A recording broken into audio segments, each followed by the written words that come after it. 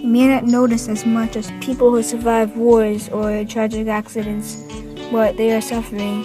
You do not know what I'm talking about, so let me explain. Years ago, when people from England first found Canada, they wanted to get the Indians or Native people to become them. So the best course of action is to take their children to a school of fatal beatings, a lot of cleaning, forcing English and God into their minds, and a lot more worse things. Those schools are called residential schools.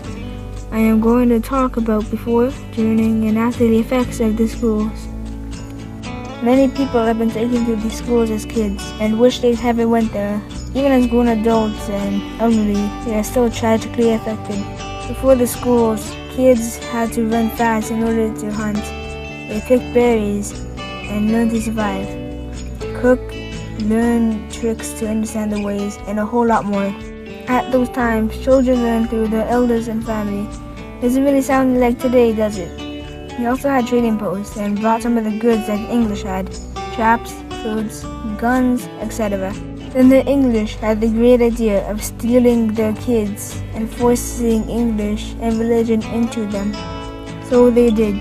They stole the children and brought them to these horrible schools to call their home. They forced English and religion into the developing minds. If the children disobeyed, they were given some beating. That isn't really how school works as of today. The children had to speak English, or they would get a needle in the tongue, or give them some beatings. After the school was over, was the worst time of this entire event. After the school, people had new identities of the English. The old lives as Dene were completely gone, and they had new things to do. They prayed before eating, hated most traditional foods because of all the grease, and couldn't speak their original language. They may have remembered a couple words, but might not have enough words to carry on one sentence.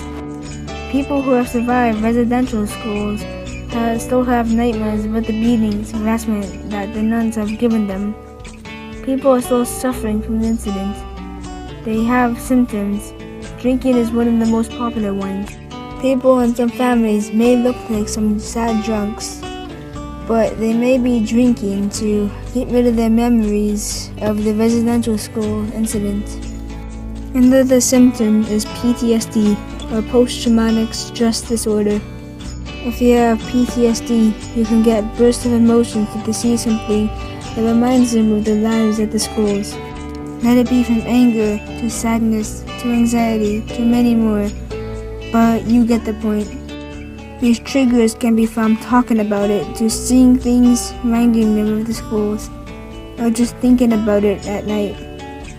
The act of this took away our culture, and it is an important piece of work to teach the future generations not to do this ever again. And we will not do this again, I hope.